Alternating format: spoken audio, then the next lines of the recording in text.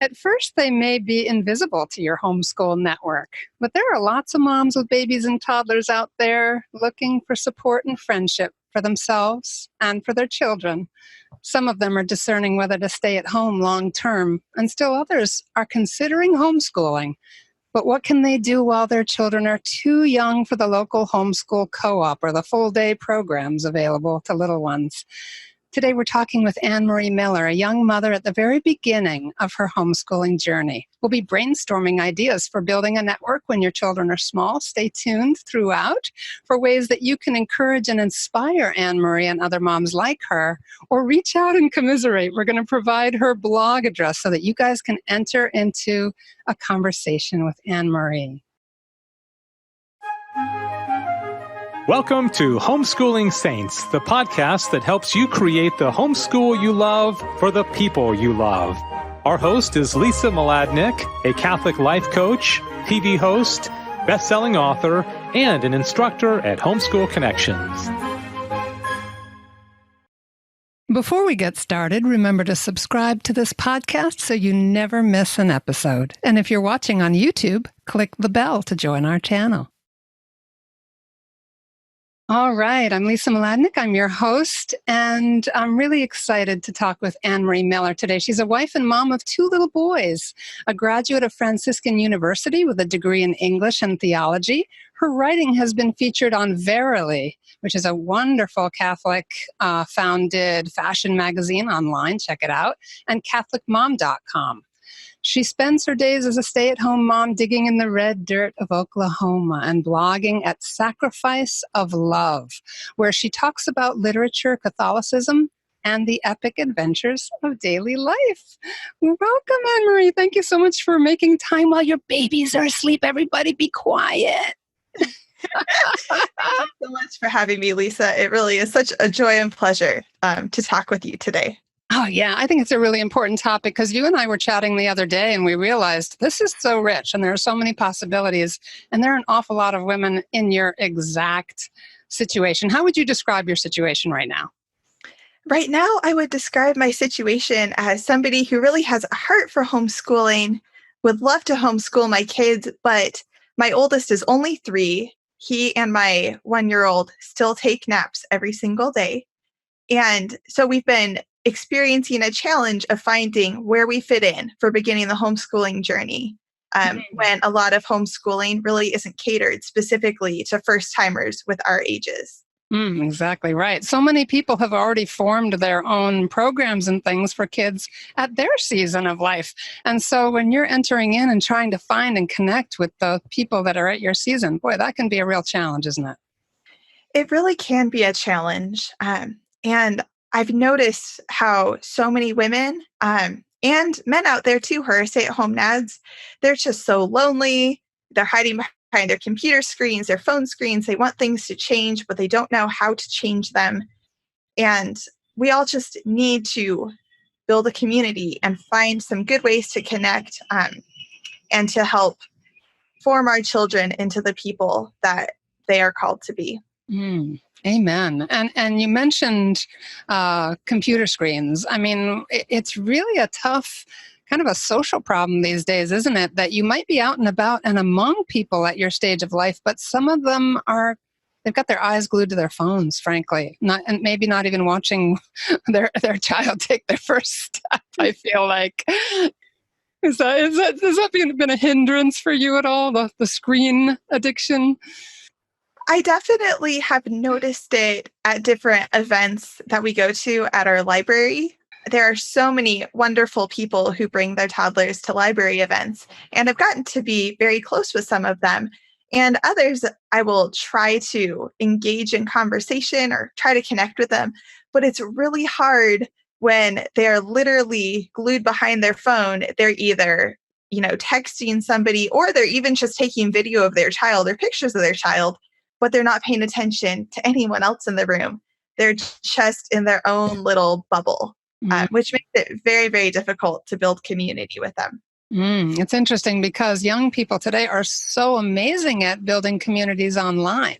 They're able to accumulate contacts through Instagram and texting and all sorts of things. They've kind of abandoned Facebook, but that face-to-face networking is not as natural, not as natural. So it is definitely a loss. As you're discerning your homeschooling, I know that you've run up against challenges other than just what's out there in society. Tell us just a little bit about what the homeschooling network is like in your area. So I live in Oklahoma, and the state of Oklahoma, from my understanding, is one of the only states that has a state constitution provision that allows the right to homeschool your children.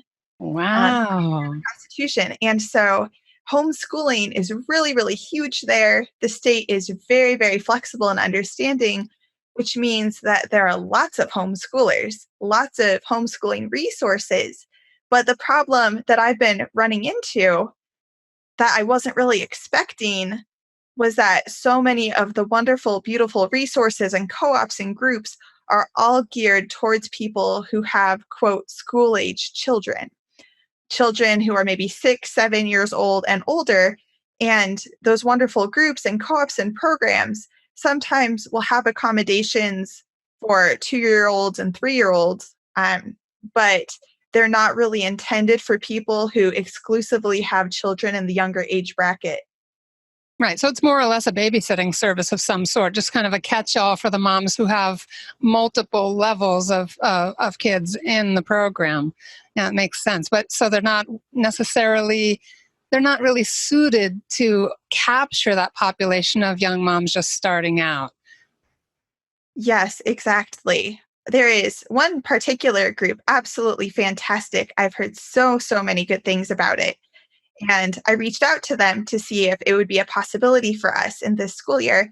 And when I explained our situation and my kids' ages, knowing that this program operates as a full day program, they basically told me that it probably wouldn't be a good fit for my kids right now. And at first I was really sad and a little upset because so many people I know are going to this program and it sounds amazing. But then I did start to see the wisdom, and it would be really, really challenging for us to try to force my children into something that's not really geared towards people their ages. I know that when we talked earlier, AnnMarie, you said something that I thought was very wise. You said that you wanted to figure out what God does want for you and how to build community that's there, that God has given you, like what he's already provided, instead of just being grumpy about it, right? Because I remember when you were describing your situation and describing that disappointment, I flashed back to all the years it took me to get my husband on board with homeschooling, and we finally pulled our daughter out after the 4th grade. So all those years I was like in agony wanting to homeschool, and I'd been touching base with our network, sometimes pulling her out of school early to be with them. And I noticed that there was this amazing Shakespeare group that was thriving. And I thought, oh, my creative little girl is going to plug right into that Shakespeare group. But when we finally started homeschooling, I found out that those few moms who had nurtured that little group into the beautiful, accomplished group that it was, started off with just a few little kids, and that their families had expanded tremendously as the homeschool network grew, and they had added a few families, but they were at the point where they didn't even have enough roles for their own kids. And so I and a lot of other families went, oh no, we so wanted to do that. And some people chose just to be miserable about it, but fortunately a couple of my friends decided to start groups of their own, and so they started they started to create something instead of spending all the rest of their homeschooling journey grieving or resenting the fact that there simply wasn't room, that those moms couldn't do everything for everybody. Absolutely. I completely understand what you're saying in some extent, because that is what I have been going through the past several months. At first, I was just really grumpy and, oh, boo-hoo, I'm missing out on this beautiful opportunity here, this beautiful opportunity there. Thinking about how I'm missing out, FOMO is a really big topic right now. And had a complete case of FOMO. Which is fear of missing out for those of you in my generation. And, I made the mistake of occasionally looking at Facebook and seeing pictures from different events and say, oh, wow, that is so beautiful. If only my children and myself could be a part of whatever this experience is or that experience is. And we can do this with everything, not just homeschooling too. And I really thought back to how I have been learning in the past couple years that it is good and beautiful to plug into good communities that you see, but it's also really good to hold yourself back. And instead of wishing that you were over there with that great community, to just open your eyes to the people around you, to look at the neighbors down the street, to look at the people you run into at the library and see that there are so many individuals God has placed in our lives, and ask, how can we build community with these people that God has already put there in my life? Some of whom may be wanting to pursue homeschooling like myself, some of whom may be far out of homeschooling, but can still offer so many things to us and to my children.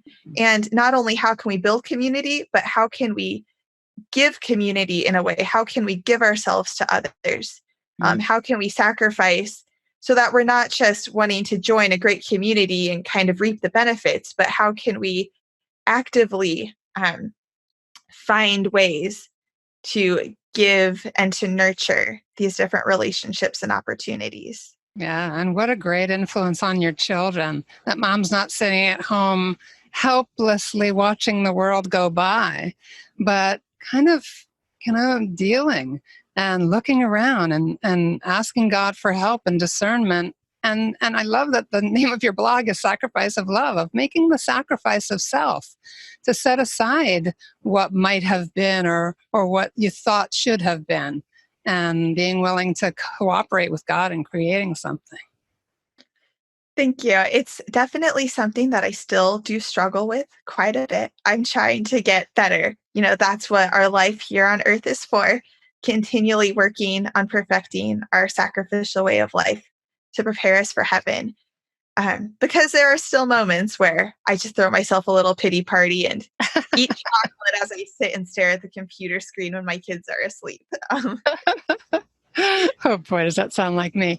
Okay, so what are some of the opportunities that are around you at this point, that kind of opportunities within the community that you were talking about before, when we talked previously, that are available to you now that look like there might be a place to sort of dig in and begin? One opportunity that recently, just within the past few months, I really heard about is an organization geared towards moms, just very, very ambiguously, whoever wants to homeschool and have support as a mom, show up a couple times a month and bring your kids, and we'll do something, play, have a nature day, what have you, which sounds really great. And so as the months roll by, I really want to start getting connected with them and kind of plug in and see, is this a place where I can really connect with the people and kind of build a community that would be good for my children? And there are different opportunities that some of my friends have been partaking in. They'll send their kids to maybe a partial day school, or to, a full day Mother's Day out Christian school type thing. And then there are, some wonderful Catholic co-ops that, as I said before, aren't really geared towards kids my ages. So I've really been plugging into our local library quite a bit, to be honest. I've kind of been looking around and seeing what programs are offered at our library. How can we go to those, build up community? We've gotten to know a lot of our librarians really well. We've gotten to make some great friends through our library, one of whom just began homeschooling her children. And so I'm very excited about the upcoming months, getting more involved with her if I can, even though one of her kids is older. She has one in kind of my age bracket. So Great. I've just been feeling around for those different opportunities. And I know that there's a local nature center that offers story times for children. So I've been planning, once our schedule kind of hits a nice fall time rhythm, to start going to those and see if I can invite other people to those, and just put out open invitations and say, on this day, we're going to this place, we're going to walk, and then we're going to do the activity, and we're going to bring a lunch and see who comes, and see if over time certain people kind of gravitate more towards these little, very casual, but still, school type activities. If we can develop more of a regular community. Wonderful ideas. And would you be willing to, like, when we follow up to this on the blog, on your blog on Sacrifice of Love, by the way, the URL on that is marionninja.blogspot.com. But if you just search Sacrifice of Love blog, you will find it. Maybe you can follow up with the name of that general organization that supports homeschoolers, and just in case there's someone in your area. And also with, the Nature Center, if you wouldn't mind just creating a post that we'll put and ask you to time it for when this podcast airs, so that people listening can pop in, especially if they're in your area or know somebody in your area that might be in the same boat, and say, listen, I just got a hot lead on some contacts here for you. That is a fantastic idea. I would love to do that. It amazes me how many people I meet, even just recently at the library, someone who just mentioned, hey, I'm thinking of homeschooling. Talk to me about your homeschooling plans. Wow. So it's incredible to me how there are just people out there. And I've noticed it especially seems to be people who don't necessarily have a church community. So maybe they're a fallen away Catholic or they're a Protestant Christian. And so they don't really have that active church community where there are homeschooling families to, kind of talk with about these things. Those are especially the individuals who have come up to me, approached me, not even just women, but men too. Mm-hmm. Yeah, you were talking about, why don't we just go ahead and touch on it? You had just a slight conundrum around inviting the lone dad. He's a married person, you're a married person, but I thought you had a lot of wisdom around this. Why don't you tell the audience what you sort of came to about, maybe a way to include him, and rather than isolating him further. Poor lonely fellow. I know. I have really noticed stay-at-home dads seem to be, more prominent today than they were when I was a child, which is beautiful. There are so many families where the mom wants to stay at home and she does, but so many families where they just have discerned that the mom's going to work and the dad's going to stay at home. And I've met some wonderful stay-at-home dads who bring their kids to programs at the library or to the park. And a couple of them have mentioned wanting to homeschool, but I have always faced the conundrum of, well, what do? I really want to help them and support them, but I can't just say, oh, hey, come over to my house and we'll have a homeschooling day. Because as great as they are, us being married to different people, it is a little weird. Yeah, awkward. And but I do feel for them, because so many of the wonderful homeschooling opportunities, like the big organization here, are geared specifically towards moms. And they are branded very much towards moms with all of this very, very feminine merchandise and mom nights and whatnot. And so I've been kind of exploring different ways that I can try to create a little bit of a homeschooling community that is accepting and welcoming to both men and women. Because if I have, an existing group or get together, it makes it a lot less awkward for inviting that random stay-at-home dad who's in the corner at the library as all the moms stand around talking to say, hey, a few of us are going to such and such park next week so that our kids can have nature school and observe nature and draw pictures. Do you guys want to come? Yeah, exactly. Creating an environment that doesn't cause scandal to others, that doesn't, make, just create situations where there's unnecessary temptation or misunderstanding. We don't want to outreach to somebody and then be misunderstood in terms of your intentions either. So that's really smart. Creating outdoors or out of the home activities and groups where that lone dad can be included with his children. Really nice. That's funny. As we were talking, I was realizing we've had more than one dad very involved in our homeschool, but we have one in particular who stayed home, gave up a real career because his wife really loved hers and was the major breadwinner. Just a super smart guy. He's been doing a great job with his kids. And he found ways himself to offer, to teach and tutor our kids, to show up at the bigger events. He really managed to navigate that well. But we do have quite a large homeschool network, very active, and it has activities for the kids of all ages too. So it wasn't difficult, really. At least I don't think so. I probably should ask him that question. How hard was it? But he was very accepted because of the way he brought himself and his children into the mix in appropriate ways. But I could see how that would be really isolating for a dad. Definitely. I've noticed women who are moms find it so easy to connect because we've all gone through the experience of bearing these children within our wombs, or even if in the case of adoption or fostering, still the experience of just being a mom. Being a mom is very different from being a dad. So we can bond over being a mom. When there's an awkward pause or an awkward introduction, you can always break the ice by talking about motherhood and talking about your kids. But men haven't had that same experience. And so how can we find ways to incorporate them into the homeschooling community? And I think it's wonderful how you talk about the men in your homeschooling community bringing their unique gifts. I think that is just a wonderful, wonderful asset to have to help the activities and the exploration in the homeschooling environment include not just the gifts that women bring, but also the gifts that men bring. Mm-hmm. Okay, fantastic. Now, let's circle back to the things that you and other moms can do together with your kids at this time of life. And some of them, obviously, group activities. You can always touch back to which ones to invite the men to. But you had some really good ideas. We were sort of going back and forth about kinds of little things that you could invite people over for or gather at a library for. What kinds of activities were you thinking are kind of uppermost in your mind? Little things for boys and girls, and we can just throw out ideas for other people listening.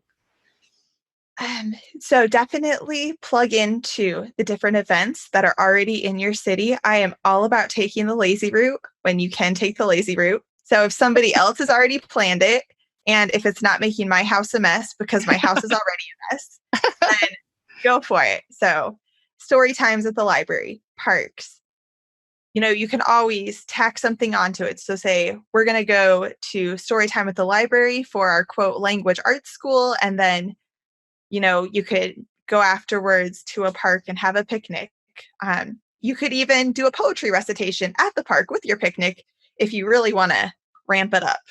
And there have also been times in the past where one of my friends and I have gotten together with our kids to do a baking day. Now, baking days are hard with a whole big group of people, but if you have just a few different people, you can just get together at somebody's house and go through the whole process of measuring ingredients with your kids and mixing them, kind of introducing them to the process of baking, which involves so much science and math and is homeschooling at its core.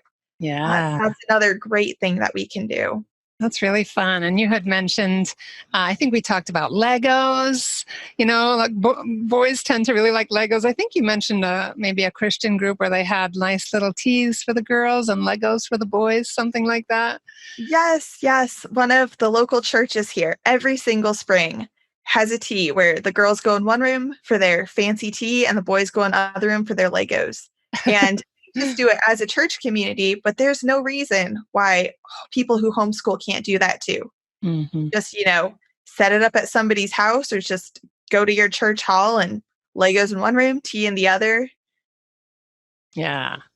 And then anytime there's Legos involved, you're going to get boys really well occupied for long periods. And of course, lots of girls too. You may get some crossover there. So times and places to have conversations with other moms. What about, are there ways that you can invite some of those veteran moms who are already well established and involved in the co-op and all of that there a chance of inviting them into your home? Say you had a few other young moms in your season. Would it be possible to bring in one or two moms, almost like a little panel, like a Q&A, and just say, hey, we could use some mentoring. We'd love to invite you over for tea and cookies, and or maybe in the evening, maybe a glass of wine, and just have the moms come and have like a mother's evening or a mother's afternoon where they could ask questions. I think that is a really wonderful idea, Lisa. That is definitely something that I want to pursue once we get into a nice little rhythm and some of my veteran homeschooling moms maybe aren't quite so busy, because I would love to do that kind of thing. Because what typically happens is I'll run into people after church where everyone's kids are crazy and all over the place, or after children's adoration where everyone's kids are crazy and all over the place. And that's kind of when I'll fire away questions or, ask them things, ask them about their homeschooling experience, and they can give me good answers, but it's just very scattered and spontaneous. And all of us have one eye on each other and one eye on our kids anyway. So it makes it kind of hard to have a fruitful conversation with tangible results that we can follow through on, I think. Yeah, in our network, we have a wonderful mom who has frequently opened her home to panel discussions or inviting one of the moms to be a speaker because she happens to be known for a particular strength. And that's really been a magnet for us, not only to learn, but just to see each other, just to break the routine and come and be together as women and to learn. That's really wonderful. Anything that you can do to continually build that community, I think, is just fantastic. Yeah, I agree. And I'm sure there's going to be lots of information and suggestions and ideas, and even probably some commiserators that will touch base on your blog, I hope. Maybe just kind of give each other support, some prayer support, and throw out some further thoughts on this. Anyway, I just want to let everyone know again, Sacrifice of Love is the name of the blog where you can reach AnneMarie Miller, young mom at the beginning of her homeschooling journey, and start to either throw out ideas to her, invitations if you live close by, and let her know too if you're going through something similar, what your thoughts are on that. Pray for each other. Do stop by the blog. We are going to circle back with AnneMarie at some point later in the school year. And we're going to do a follow-up because she has great ideas and she's working hard and she's picking up her cross and reaching out to people that maybe are not always easy to reach out to, and seeking to build community from what's already happening in her community, but then also looking to, once there's some kind of a rhythm and a community starting to build, maybe then starting to create some new opportunities for those people to grow together until they can start to feed into the existing systems. So please do, in a sense, stay tuned. We're going to talk to AnneMarie again. AnneMarie, do you have any closing thoughts or anything else that you'd just like to add for our listeners at this point? As I think about this, I've really been thinking that a lot of my heart's desire, and I think what a lot of other people who I've been finding here and there are desiring, is to just move beyond the play date. So I encourage everyone to just go beyond the play date, because right now when you have toddlers and preschoolers, people just create play dates all the time. And that's the only way that they know how to try to create community. But for those of us who have a 3-year-old who's been talking about going to school and wants to go to school, we really need something more than just let's go to their house for an hour and play with the toys. So I just encourage people to feel empowered, to be assertive, go out there and get to know people and invite them. You never know who's been sitting around, lurking in the corners, waiting for a personal invitation from you. Amen and amen. God will use that and to help you to bless others. And what a great example for your children, so that they can build communities all their lives, to be lifelong learners, to be community builders. And we thank you so much, AnneMarie, for coming and just having this little brainstorming session and sharing about your personal journey. We really appreciate it. Thanks again. Oh, thank you so much, Lisa. This has been such a joy, and I am so excited to see what God is going to do. Yeah, me too. And for those of you listening, stay with us for a few minutes. We have our 3-minute feature coming right up.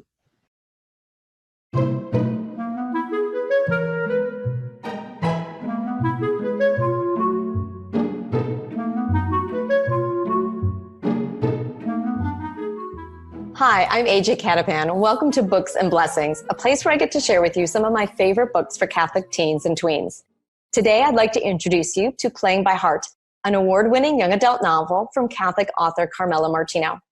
Playing by Heart is a historical novel based on the lives of two real-life Italian sisters who lived in Milan in the 18th century. The Agnesi sisters were extremely talented young women. One was gifted in mathematics, while the other was gifted with musical talent. In fact, she went on to become the first Italian woman to compose a full-length opera. Carmela Martino's young adult novel, Playing by Heart, is based loosely on these two sisters. The novel is written from the perspective of the younger sister, Emilia. As the second sister in the family, Emilia is expected to forego her musical aspirations for a life in the convent, while her older sister, Maria, is expected to marry well in order to raise the family's social status, a goal that her father has made a top priority. He wants to be known as one of the elites in Italian society. Both Emilia and Maria try to be dutiful daughters, but each of them wants the opposite of what their father expects. Maria feels God calling her to become a religious sister so that she can serve the poor, and Emilia dreams of marrying a man who loves music as much as she does. Emilia's only hope is to prove to her father that her musical talents are crucial to his quest for nobility. First, though, she must win over her music tutor, who disdains her simply for being a girl. When she finally composes a heart-rending sonata that causes the maestro to recognize her talent, he introduces her to his great-nephew, a handsome violinist named Antonio. I love the authentic historical Italian details woven into the story. Even more so, I love how Carmela Martino depicts these young women as brave, prayerful, and respectful. They want to please their father, but they aren't afraid to work their hardest to prove that God may have different plans than their father envisioned for them. Playing by Heart by Carmela Martino has won many awards, including the Catholic Arts and Letters Award and the Moonbeam Award for Gold Medal, and is recommended for ages 12 and up. To see more book suggestions, visit my website at ajcatapan.com. There you can also learn about my own books for young readers. For your mystery fan, check out 7 Riddles to Nowhere, a middle grade novel about a 7th grader trying to solve a riddle contest that leads him through the churches of Chicago. For your older teen, check out my YA novel, Angelhood, which covers the tough topic of teen suicide and has been called the teen version of It's a Wonderful Life. Thanks for joining me on Books and Blessings. Be sure to find me online on Instagram, Facebook, and Twitter, or on my website, ajcatapan.com. Until next time, happy reading. And that's our show for today. Our program is sponsored by homeschoolconnections.com. Be sure to subscribe to Homeschooling Saints and leave us an honest review. God bless you, and thank you for joining us.